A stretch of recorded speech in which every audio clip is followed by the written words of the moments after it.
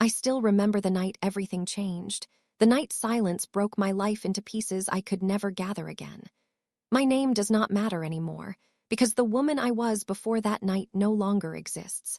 People now know me only as a widow, a woman who lost not just her husband, but the last memory of him in the cruelest way. It had been 3 years since my husband passed away. 3 long, empty years that felt heavier with each passing day. He was not just my husband.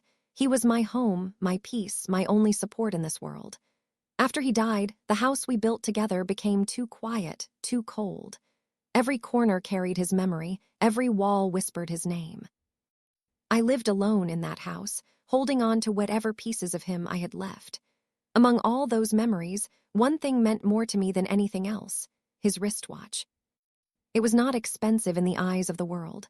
To others, it was just an old watch, slightly scratched with a worn-out leather strap. But to me, it was his presence. I remember the day he bought it. He had smiled like a child, showing it to me proudly. "Simple but perfect," he had said. After he passed away, that watch became my only connection to him. I kept it safe, wrapped in a soft cloth, inside a small wooden box. Sometimes, on lonely nights, I would take it out and hold it close to my chest, as if I could feel his heartbeat again. That night started like any other. The sky was unusually dark, and the wind outside felt restless. I had finished my dinner early and locked all the doors, as I always did. Living alone had made me careful, maybe even a little afraid of the world. But I never imagined fear would enter my home the way it did. I remember sitting by the window, staring into the darkness, lost in thoughts of the past. Memories of laughter, of small arguments, of quiet evenings with him beside me. I didn't realize how much time had passed until I heard a faint sound. At first, I ignored it. I told myself it was just the wind, maybe a loose branch hitting the wall. But then it came again, slightly louder this time. A sound that did not belong. My heart started beating faster. I stood up slowly, trying to listen carefully. The house, which was always silent, now felt different, as if someone else was inside. I wanted to believe I was imagining things. I really did.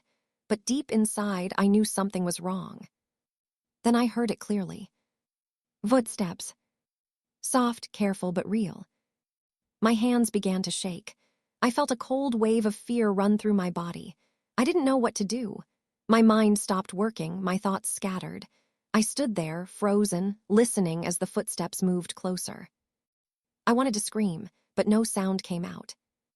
I wanted to run, but my feet wouldn't move. And then I saw them.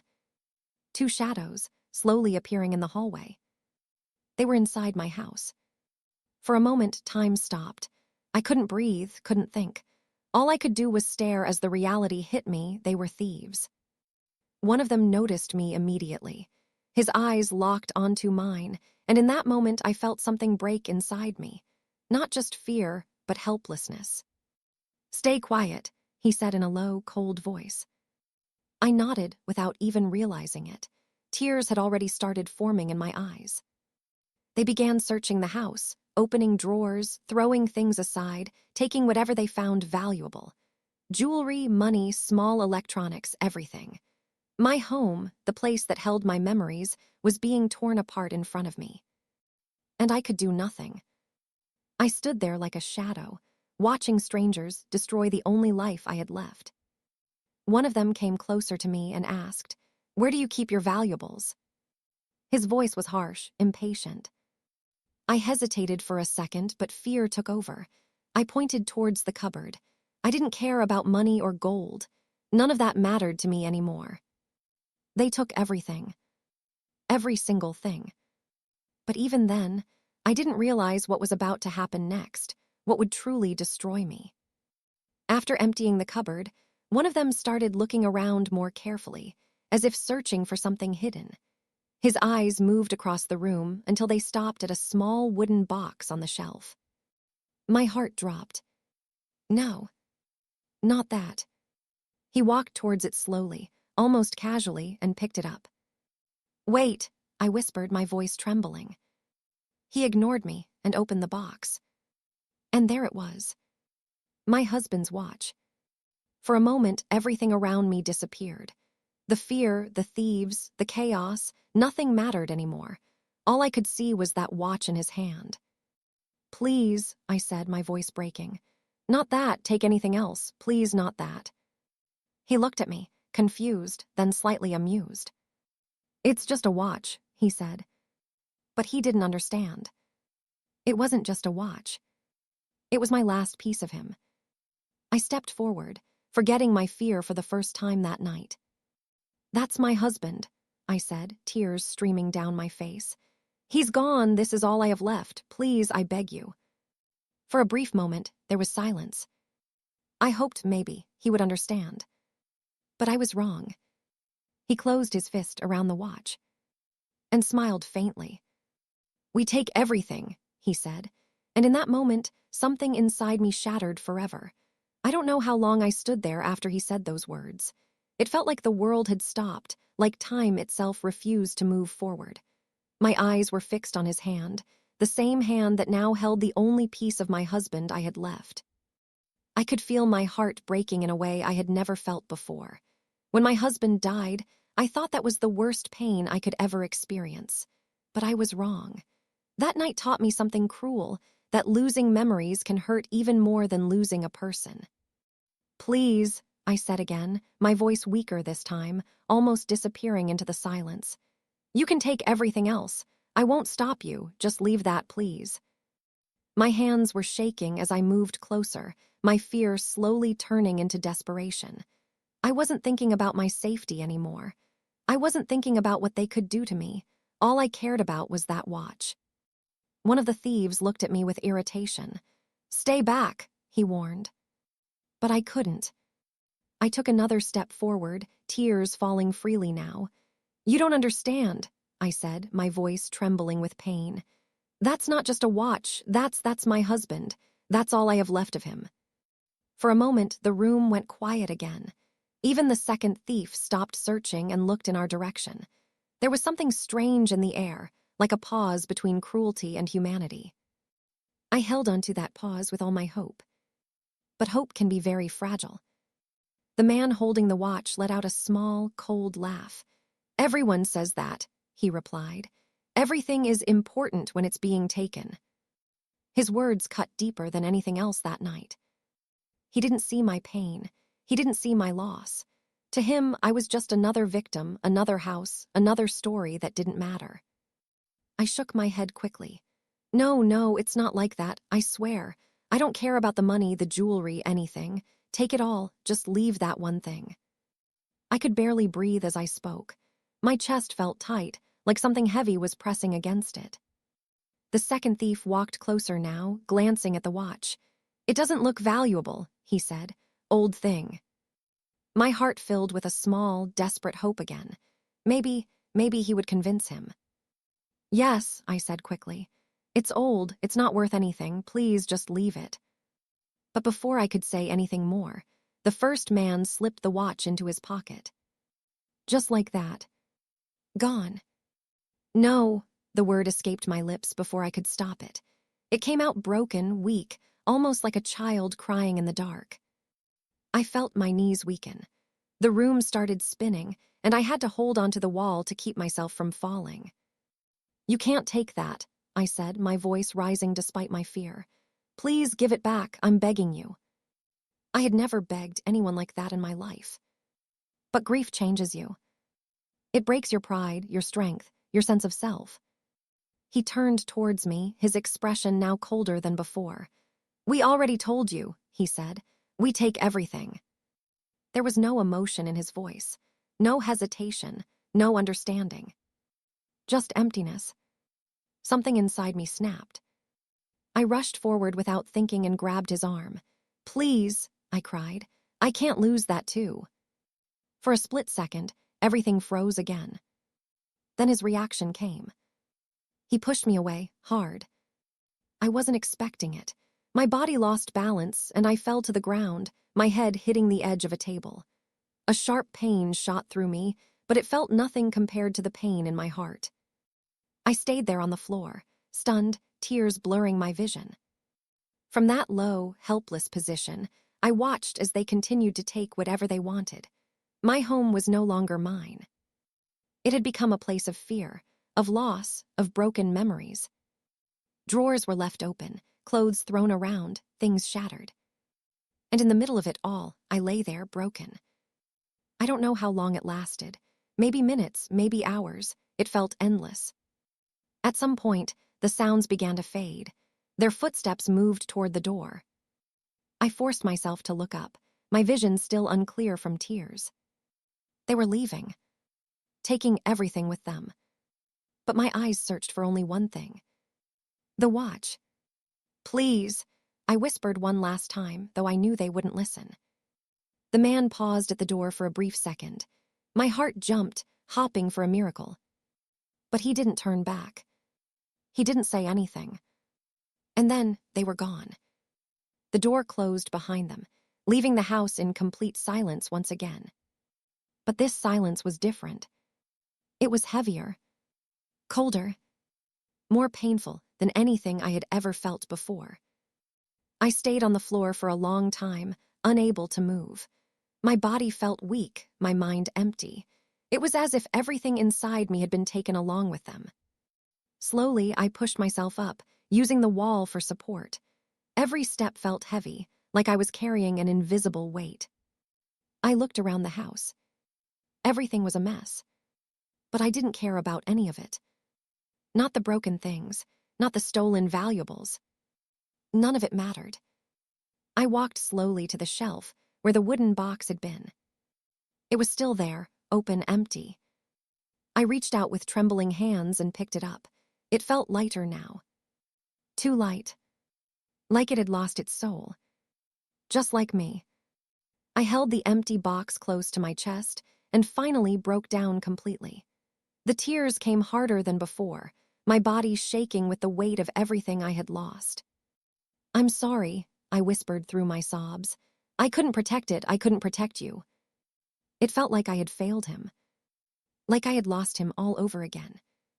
That night didn't just take my belongings. It took my last connection to the man I loved. And as I sat there, alone in the darkness, holding an empty box, I realized something terrifying. I wasn't just a widow anymore. I was a woman who had lost everything.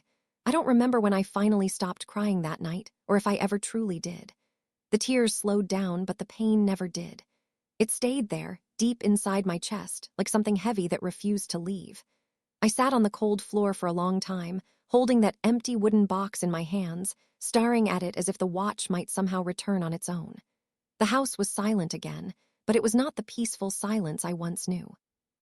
It was a broken silence, filled with fear, loss, and something I could not explain. Every corner of the house looked unfamiliar, as if I was standing in a stranger's home instead of my own. Things were scattered everywhere, drawers left open, memories disturbed. But none of it hurt as much as that one empty space inside the box. Slowly, I gathered the strength to stand up. My body felt weak, my head still aching from the fall, but I forced myself to move. I walked through the house like someone lost, my steps slow and uncertain. I picked up a few things from the floor, not because I cared about them, but because I didn't know what else to do. It felt strange fixing a house that no longer felt like home. Every object I touched reminded me of what had just happened, and with each step, the reality became clearer. They were gone, and they had taken the most important thing with them. I walked back to my room and sat on the edge of the bed. This was the same room where my husband and I had spent years together, sharing laughter, dreams, and quiet moments. I looked at his side of the bed, still untouched, just the way I had kept it since he passed away. I never had the heart to change it. It made me feel like he was still there somehow. But that night, even that small comfort felt distant. I held the empty box tightly and closed my eyes, trying to remember his face, his voice, the way he used to smile. I was afraid that without that watch, those memories would slowly fade away. Hours passed, or maybe it was just minutes. I couldn't tell. Time had lost its meaning. At some point, I must have fallen asleep sitting there because I woke up to the faint light of morning coming through the window. For a brief second, I forgot everything. But then I saw the box in my hands, and it all came rushing back like a storm. My chest tightened again, and the pain returned just as strong as before. The daylight made everything look even worse. The mess, the broken things, the emptiness, it was all clearer now. I stood up and walked outside my room, looking around the house in silence. It no longer felt safe. It no longer felt warm. It felt like a place where something had been taken from me, something I could never get back. Neighbors eventually came after hearing about the robbery. Someone must have noticed something during the night. They asked questions, showed concern, tried to comfort me, but their words felt distant, like echoes I couldn't fully hear. I nodded when they spoke, but my mind was somewhere else. They talked about stolen money, jewelry, and safety, but no one understood what I had truly lost. No one asked about the watch, and even if they did, I don't think they would have understood its value. Later, the police came as well. They inspected the house, asked me to explain everything. I told them what I could, my voice weak and tired. When they asked if anything valuable was taken, I paused. For them, valuable meant money or gold, but for me, it meant something else entirely. I whispered, "A watch." They wrote it down like it was just another item on a list, just another object among many. But to me, it was everything. After they left, the house became quiet again. I was alone once more, but this time, the loneliness felt deeper than ever before. I sat down near the window where I used to sit every evening, but I couldn't find the same comfort anymore. The memories were still there, but they felt weaker, like something was missing, and I knew exactly what it was. Days began to pass, but nothing changed inside me. I tried to clean the house, to fix things, to return to some kind of normal life, but there was no normal anymore. Every day felt heavy, every moment filled with a quiet sadness that refused to leave. I stopped sleeping properly. Nights became the hardest. The same darkness that once brought me peace now reminded me of that night, over and over again. Sometimes I would sit for hours holding that empty box, staring at it as if it could tell me where the watch had gone. I would close my eyes and imagine his wrist, the way the watch used to sit perfectly on it. I could almost hear him saying, "Simple, but perfect." And each time I remembered those words, my heart would break all over again. I started blaming myself.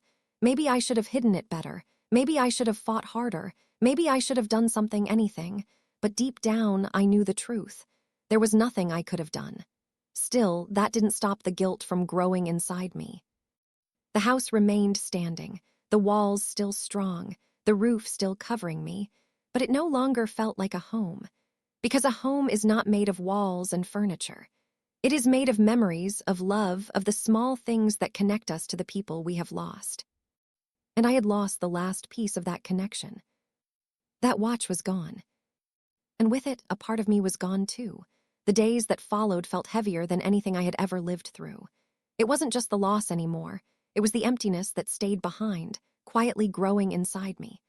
I began to notice how everything around me had changed, even though the house itself remained the same. The walls were still there, the furniture untouched in its place after I cleaned up, but something invisible had disappeared. Something that once made this place feel alive. I stopped opening certain drawers, stopped touching certain Arabic Halif, Arabic lamb, Arabic Hamza tatalif, Arabic sheen, Arabic yet, Arabic Halif, Arabic Hamza, because they reminded me too much of what used to be. Even the smallest things, like a cup we once shared tea in, or the chair he used to sit on, started to feel unbearable. But the most painful part was the absence of that watch. Before, whenever I felt alone, I would take it out, hold it close, and somehow feel calm.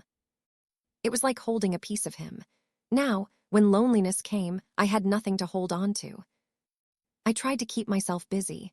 I would wake up early, clean the house again even when it was already clean, arrange things over and over as if I was trying to fix something deeper inside me. But no matter what I did, my mind always returned to that night. The sound of footsteps, the shadows, the moment his watch disappeared into that man's pocket. Sometimes, I would suddenly stop whatever I was doing and feel my chest tighten. My breathing would become uneven. And I would look around the house as if they were still there. Fear had made a home inside me. Even during the day, I didn't feel safe anymore. Every small noise made my heart race. Every unexpected sound made me freeze. But fear was not the worst part. The worst part was the silence that followed it. Because in that silence, memories became louder. I started remembering things I hadn't thought about in years. The day we first met. The way he used to laugh at his own jokes. The way he would check his watch before leaving for work and smile at me as if time didn't matter at all. I remembered how he would sometimes take it off and place it on the table, always in the same spot, carefully, like it meant something to him too. I never realized how much meaning that small object carried, until it was gone. One evening, as the sun was setting, I found myself sitting in the same place near the window again. The sky had a soft orange color, just like it used to on peaceful days. For a moment, I closed my eyes and tried to imagine he was still here, that nothing had changed, that the watch was still inside its box, waiting for me. But when I opened my eyes, reality was still there. Cold, unchanging, and empty. Tears came again, but this time they were quieter. Not like the night of the robbery. These tears didn't come with loud sobs or shaking hands.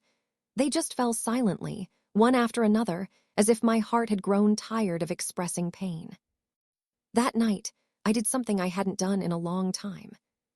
I spoke to him. "I'm sorry," I whispered into the silence. "I couldn't keep it safe. I couldn't keep your memory safe." My voice echoed slightly in the empty room, making the loneliness feel even deeper. I waited for a moment, as if expecting an answer, even though I knew none would come. "I tried," I continued softly. "I really tried, but I was scared." Saying those words out loud made something inside me ache even more, because it was true.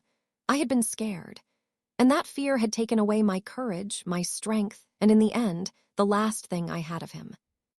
I don't know how long I sat there talking to the silence, but for the first time since that night, I allowed myself to feel everything without holding it back. The pain, the guilt, the loneliness, it all came out in quiet whispers and tears. And yet, even after all of that, nothing changed.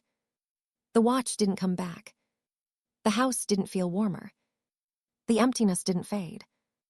Days turned into weeks, and slowly, people around me began to move on. The neighbors stopped asking about the robbery. The world outside continued like nothing had happened. But inside me, time had stopped on that night. I began to understand something difficult, something painful. The world does not stop for your loss. No matter how deep your pain is, no matter how much you have lost, life continues for everyone else. And you are left behind, trying to carry something that no one else can see. One afternoon, while cleaning a small corner of the room, I found an old photograph. It was of us, taken years ago. He was smiling, wearing that same watch on his wrist. I stared at the picture for a long time, tracing his face with my fingers. And then my eyes moved to his wrist. The watch. I felt my breath catch. For a moment, it felt like I was seeing it again, like it was still there, still part of my life. But it was only a picture, a memory frozen in time. I held the photograph close to my chest, just like I used to hold the watch. But it wasn't the same. It would never be the same. That night didn't just take an object from me. It took a feeling, a connection, a piece of my heart that I could never replace. And as I sat there, holding onto a photograph instead of the watch, I realized something even more painful. I wasn't just trying to move on from the robbery. I was trying to survive a loss that had no way of being healed. Part 5 coming next. Time continued to move forward, but I did not move with it. Each day felt like a repetition of the one before, filled with the same silence, the same heaviness, the same emptiness that refused to leave my chest. People say that with time, pain becomes easier, but no one tells you that some pain doesn't fade. It simply settles inside you and becomes a part of who you are. I stopped going outside unless it was absolutely necessary. The world beyond my door felt unfamiliar, almost distant. Even the streets I had walked so many times with him now felt like they belonged to someone else. Every place carried a memory, and every memory reminded me of what I had lost, not just him, but the last piece of him that I could hold. The nights were still the hardest. Darkness no longer felt calm or peaceful. It felt alive, filled with echoes of that night. Sometimes I would wake up suddenly, my heart racing, convinced I had heard footsteps again. I would sit up in bed, listening carefully, my breath held tight in my chest. But there was never anything there, only silence. And yet the fear remained. One night, unable to sleep, I got up and walked slowly through the house. The floor felt cold beneath my feet, and the air carried a quiet stillness that felt almost suffocating. I didn't turn on the lights. I didn't need to. I knew every corner of this house, every shadow, every space where memories once lived. Without realizing it, my steps led me to the shelf where the wooden box still rested. I stopped in front of it. For a moment, I just stood there staring. My hands slowly reached out, almost hesitantly, as if I was afraid of what I might feel. I picked up the box and held it gently, the same way I used to when the watch was still inside. But now it was empty. I opened it anyway. A part of me still hoped, still believed, that maybe, somehow, it would be there again. But it was. Just emptiness. I let out a quiet breath, one that felt heavier than it should have been. My fingers traced the inside of the box, as if trying to remember the shape of the watch, the way it used to rest there. "I miss you," I whispered softly. The words came out naturally, without thought. I wasn't sure if I was speaking to my husband or to the memory that had been taken from me. Maybe both. I sat down on the floor, holding the box in my lap, and leaned back against the wall.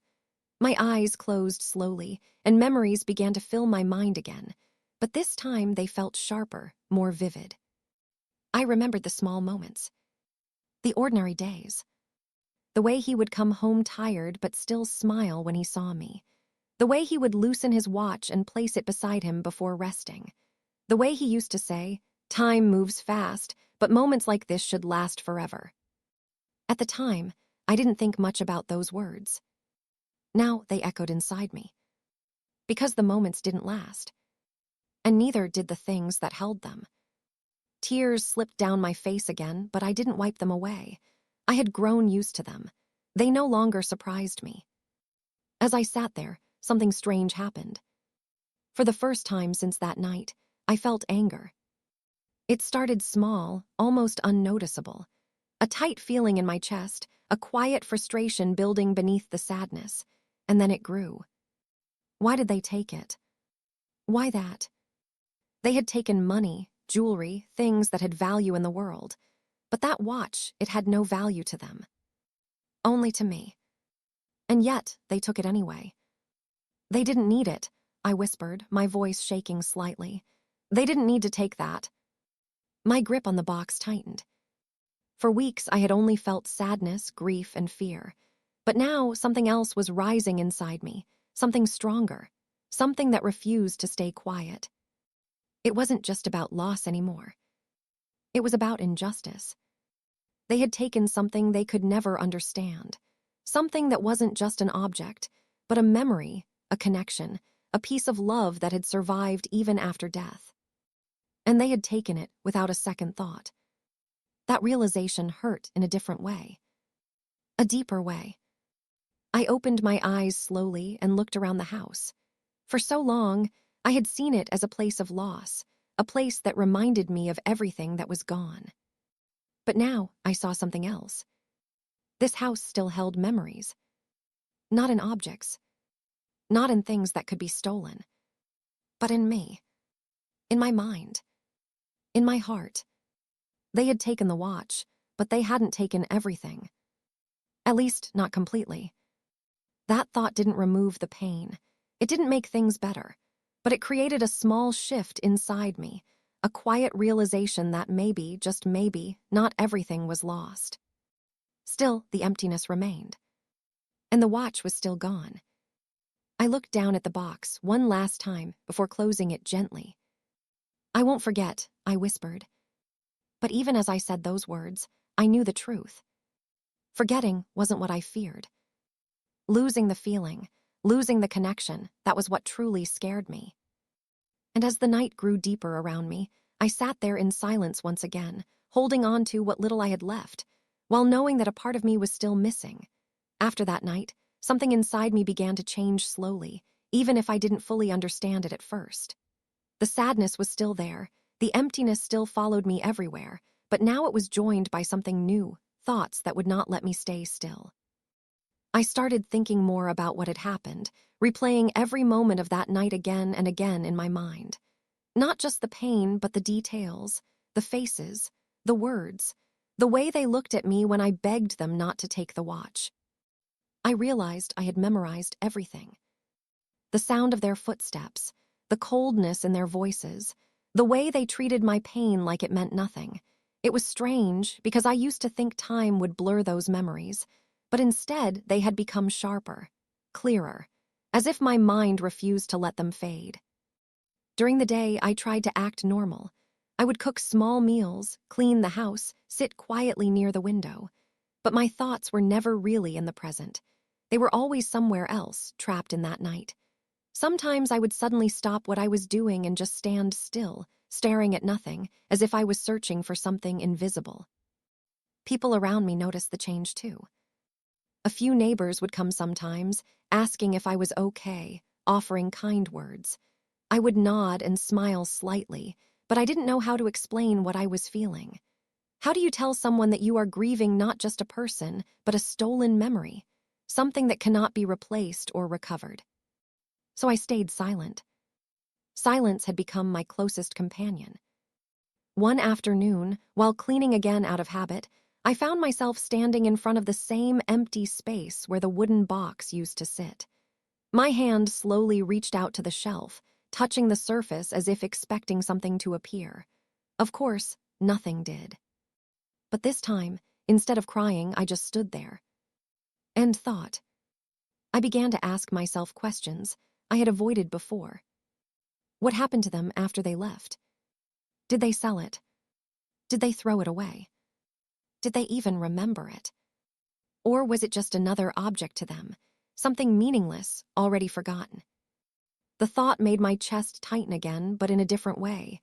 Not just sadness, confusion, anger, helplessness. I wanted answers, but there was no one to give them to me. That night, I couldn't sleep at all. I kept turning in bed, my mind restless. Every time I closed my eyes, I saw that moment again. The watch in his hand, my voice begging, his cold smile, and then the push that sent me to the floor. At some point, I got up and sat by the window. The night air was cool, but it didn't calm me. I stared outside at the empty road, thinking about how normal everything looked out there. People were sleeping, lights were off, life was continuing like nothing had happened. But inside me, everything was still stuck. Frozen. I whispered to myself, why didn't anyone stop them? The question had no answer. And maybe there was no answer that could satisfy me. Days passed like this, slowly blending into one another. My life had become a cycle of silence, memory, and thought. But something deeper was growing in me now. Not just pain anymore, not just grief. A need to understand. A need to know more. One morning, I went outside earlier than usual. The sun was just rising, soft light spreading across the street. I stood there for a while, feeling the breeze on my face. For a moment, I felt slightly different, not healed, not better, but awake. It was as if I had been sleeping for a long time inside my own pain, and now I was slowly opening my eyes. I walked a little further down the street than I usually did. Everything looked the same, but I felt different looking at it. People passing by, shops opening, sounds of daily life returning. And then suddenly, I saw something that made me stop. A small group of men sitting near a corner tea stall, talking loudly, laughing about things I couldn't hear clearly. I didn't know why, but my feet froze. Something about the way they laughed, something about the way strangers existed so freely in the world, made me think of the men who had entered my house. For a moment, my mind drifted again. Back to that night. Back to the fear. Back to the watch. I quickly turned away and walked back home. But the feeling didn't leave me this time. It stayed with me. Inside me. That evening, I sat alone in my room, thinking more than I had in days. And slowly, a strange realization began to form. Not loud, not dramatic, but quiet and steady. I had spent all this time only surviving the pain. But I had never tried to understand what came after it. Where things went. Who they were. What happened to my husband's watch after it left my hands? For the first time since that night, I felt something shift again inside me. Not healing, not peace, but curiosity. And with it, a quiet, unsettling thought that I couldn't ignore anymore. Maybe the story of that watch was not over. Not yet. After that realization, my mind no longer stayed calm. It kept moving in circles, pulling me deeper into thoughts I had been avoiding for weeks. The idea that the story of the watch might not be over refused to leave me. I would sit for long hours, staring at nothing, imagining where it could be now, who might have it, and whether it still existed in this world or had already been lost forever. These thoughts didn't bring comfort, but they gave me something else. A strange need to know more, to understand what truly happened after that night ended. Days continued in their slow, heavy way, but now I was not just living with pain. I was living with questions. I began paying more attention to small things around me, things I had ignored before. Conversations in the neighborhood, news on the radio, even random talks I overheard while stepping outside. I didn't know what I was looking for, but my mind felt restless, as if it was searching for something hidden in plain sight. One afternoon, while returning from a short walk, I stopped near a small shop where people were gathered. I stood at a distance, not intending to listen, but my ears caught bits of conversation. They were talking about thefts in nearby areas, about stolen goods being sold quietly, passed from one hand to another until their original meaning disappeared completely. I don't know why, but those words made my chest tighten. I felt a strange connection, as if I had finally touched something related to my own loss. I stood there for a long time after the people left, thinking about how easily things disappear from one life and enter another. A watch that once lived on my husband's wrist, filled with meaning and memory, could now be anywhere, unknown, forgotten, or maybe even worn by someone who had no idea what it represented. That thought hurt me in a different way than before. It wasn't just grief anymore. It was the feeling of being disconnected from something that still existed somewhere in the world. That night, I couldn't sit still. I kept walking around the house, my thoughts louder than ever. I opened the cupboard where I used to keep important things, even though I knew there was nothing left inside that could help me. But I still searched, as if my hands might find a clue my eyes had missed. I even checked old papers, small boxes, anything that could possibly connect me back to that moment. Of course, there was nothing. But still, I couldn't stop myself. As the night grew deeper, I sat on the floor again, holding the empty wooden box. This time, however, my tears were fewer. Instead, my mind was focused, sharper. I started remembering details I had ignored before, the direction they left from, the way they spoke, even small parts of their appearance. I replayed everything carefully, trying to build a clearer picture in my mind, as if putting broken pieces together. For the first time since the robbery, I felt something different growing inside me. Not peace, not acceptance, but determination. A quiet, steady feeling that told me I could no longer just sit and let the memory fade into silence. I didn't know what I would do with this feeling or where it would lead me, but I could no longer ignore it. The watch was still gone, but now it felt like it was calling to me in a different way, not through pain alone, but through unanswered questions that refused to die. And as I sat there in the darkness, I realized something I had never allowed myself to think before. Maybe my story with that watch had not ended the night it was stolen. Maybe it was only the beginning of something I had yet to understand. The feeling inside me did not fade after that night. It grew stronger with every passing day. It was no longer just grief or sadness. It had become something sharper, something that kept pulling my thoughts in one direction. I started noticing how my mind would automatically return to the same questions again and again, as if refusing to let go. Where did they go after leaving my house? Who were they? And most importantly, what happened to my husband's watch after it disappeared into their hands? I began to look at everything around me more carefully. Before, I used to avoid thinking about that night, but now I found myself remembering every small detail, trying to connect pieces that didn't seem connected before. I would sit quietly in my room, closing my eyes, replaying the moment step by step. The footsteps, the search, the cold voice, the moment he took the watch, and the final push that left me on the floor. But this time, instead of breaking down completely, I was studying it. as if trying to understand a story I had missed the first time. One day, while I was outside near a small market area, I overheard a conversation that made me stop walking. A group of people were talking about stolen items being sold quietly in different places, passing through many hands until no one remembered where they originally came from. Something about their words felt connected to me, even though they didn't mention anything directly related to my situation. But my heart reacted instantly. It felt like I had just heard a small piece of a much bigger truth. I stood there for a long time after they left, thinking deeply. The idea that something so personal, something that meant everything to me, could now be somewhere unknown in the world felt unbearable. The watch was not just gone. It was lost in a place I couldn't see, touched by people who had no idea what it meant. And that thought hurt more than I expected, because it meant the connection between me and that memory was slowly being erased by time and strangers. That night, I couldn't sleep at all. My thoughts were too active, too loud. I kept thinking about possibilities, imagining different paths the watch might have taken after it left my hands. I even found myself wondering about the thieves again, not just as people who hurt me, but as the first link in a chain that had taken something precious away from me. For the first time, my pain was turning into questions that demanded answers. I got up and walked around the house in the dark, unable to stay still. Everything felt different now. The house was still broken from that night, but my mind was no longer only focused on loss. It was focused on understanding. I opened drawers, looked through old belongings, not because I expected to find the watch, but because I felt like I needed to see everything again with new eyes. As I sat back down later, holding the empty wooden box, I felt something inside me shift once more.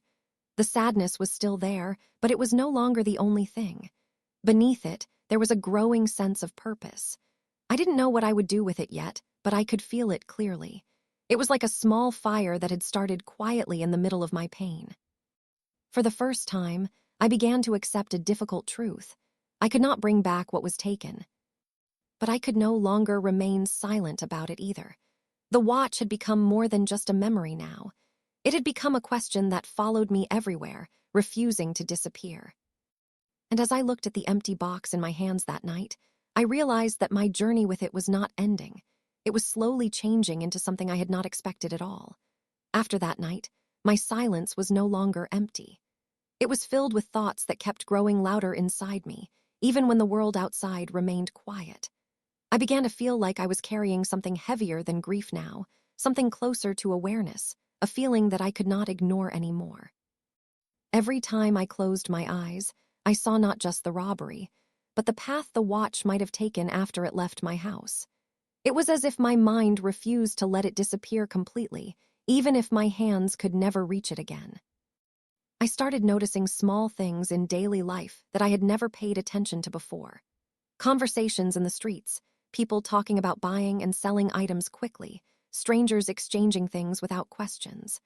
Everything suddenly felt connected in a way I couldn't explain. I was not searching for trouble, but my mind kept linking every detail back to that one night. It felt like the world was no longer random to me. It had patterns I was only now beginning to see. One afternoon, I found myself standing near the same market again. I didn't plan to go there, but my steps took me automatically, as if something inside me was guiding me. I stood at a distance, watching people move around, listening carefully without meaning to. My heart beat a little faster when I overheard a man talking about second-hand items being sold quietly, things that passed through different hands without anyone asking where they came from. The words were ordinary to them, but to me, they felt heavy, like they were pointing toward something I had lost. I didn't approach anyone. I just stood there quietly, absorbing everything, my thoughts turning over and over inside my head. For a moment, I imagined what it would feel like if I saw that watch again, even by accident, lying somewhere in a shop or on someone's wrist. I didn't know whether that thought gave me hope or pain, but it stayed with me long after I left the place. That night, I couldn't sit still in my room. I kept walking from one corner to another, thinking deeply about everything I had observed. It felt like pieces of a puzzle were floating around me, but I still couldn't see the full picture. I wondered if I should just let it go, accept that it was gone forever. But every time I tried to convince myself of that, something inside me resisted strongly, refusing to accept that ending. I sat down near the window again, looking out at the quiet street. The same road that once felt ordinary now felt different to me. I began to see it as part of a larger world I had never paid attention to before. Somewhere in that world, my husband's watch still existed. Even if I couldn't see it, even if I couldn't touch it, the idea that it might still be out there refused to leave me. And for the first time, I asked myself a question I had avoided until now. What if I tried to find it? The thought came softly, but it stayed. I didn't know how or where or even if it was possible, but the idea of doing nothing anymore felt heavier than the idea of trying. I held the empty wooden box in my hands again, turning it slowly. It no longer felt like just a memory holder. It felt like a reminder of something unfinished, something that had not ended the way it should have. That night, I didn't cry like before. Instead, I stayed awake, thinking quietly, deeply, as if my mind was preparing itself for something new, something uncertain. And as the hours passed, I realized something slowly but clearly forming inside me. I was no longer only a woman living in loss. I was becoming someone who wanted answers, even if those answers led me into places I had never been before. The thought that had entered my mind did not leave me again. It stayed with me like a quiet shadow, following me through every hour of the day. I began to realize that I could no longer simply sit in silence and let the past remain unanswered. The more I thought about it, the more I felt that something inside me had already crossed a point of no return. I was no longer only grieving. I was searching, even if I didn't fully understand what searching meant yet. My days started to feel different. I still did my usual work, still cleaned the house, still sat by the window, but my attention was no longer fully there. My mind was constantly alert, noticing things I had ignored before. I would listen carefully when people spoke, especially when they talked about markets, stolen goods, or anything that passed from one place to another. Every small detail felt important now, even if it didn't make complete sense yet. One afternoon, while sitting outside for some fresh air, I saw a man passing by holding a small bag of items. Something about the way he walked, the way he looked around quickly, caught my attention for a moment. It reminded me how easily things can move from one life to another without anyone knowing their true story. I watched him until he disappeared down the street, and then I sat there quietly, thinking again about everything I had lost. That night, I could not sleep at all. I kept thinking about the same thing over and over, the watch. Not just as an object, but as something that had its own journey now, away from me. I imagined it being passed from hand to hand, maybe even lying forgotten somewhere, or maybe still being used by someone who did not understand its meaning. The thought made my heart feel heavy, but at the same time, it gave me a strange kind of determination. I stood up from my bed and walked slowly through the house again. Everything was silent, but I was no longer afraid of that silence the way I used to be. Instead, it felt like I was beginning to listen to it differently. I stopped near the place where the wooden box used to sit and looked at the empty space for a long time. It no longer felt like just loss. It felt like a reminder that something had been taken from me unfairly, and that feeling was changing into something stronger inside me. I sat down on the floor and held the empty box once more. But this time, my tears did not come easily. Instead, my mind was active, focused, trying to connect everything I had seen and heard. I began to think more practically about places, people, and the possible direction those thieves might have gone. I didn't have answers, but I had questions that were starting to form a path in my mind. For the first time, I considered that maybe I was not completely powerless. Maybe there was still something I could do, even if it was small. Even if it was just trying to understand where the story continued after that night. I don't know how long I sat there thinking, but by the time the night started to fade, something inside me had quietly shifted again. The sadness was still there, the pain had not disappeared, but it was no longer the only thing I felt. There was now a quiet decision forming inside me. Not loud, not certain, but real. I knew that I could no longer remain only a person who remembers what was taken. I was slowly becoming someone who wanted to follow the trail of that memory, no matter how far it had gone. And even though I did not yet know where that path would lead me, I understood one thing clearly as the morning light slowly entered my room. My story with that watch was not over. It was about to change direction. The next few days felt different, as if something inside me had quietly awakened and refused to go back to sleep. I was still the same woman living in the same house, but my thoughts no longer stayed still. They kept moving, searching, connecting small details I had never cared about before. I began to realize that I was not just remembering the past anymore. I was trying to understand it. Every morning, I would wake up earlier than before. The silence of the house no longer felt only painful. It felt meaningful in a strange way, as if it was giving me space to think. I would sit near the window for long periods, watching people pass by, observing how life continued outside as if nothing had ever happened to me. That contrast made me feel something deep inside, like I was slowly being pulled back into the world again, even if I didn't fully want to return. But the thought of the watch never left me. It was no longer just grief that connected me to it. It had become something else, an unfinished story that kept pulling my mind forward. I started thinking more carefully about everything I had heard in the past days. The conversations about stolen items, the passing of goods from one place to another, the way things disappeared and reappeared without anyone knowing their history. Slowly, I began to understand that my loss was not an isolated event. It was part of something larger, something hidden within the world I had never paid attention to. One evening, I stood outside my house longer than usual. The air was cool and the sky was slowly turning dark.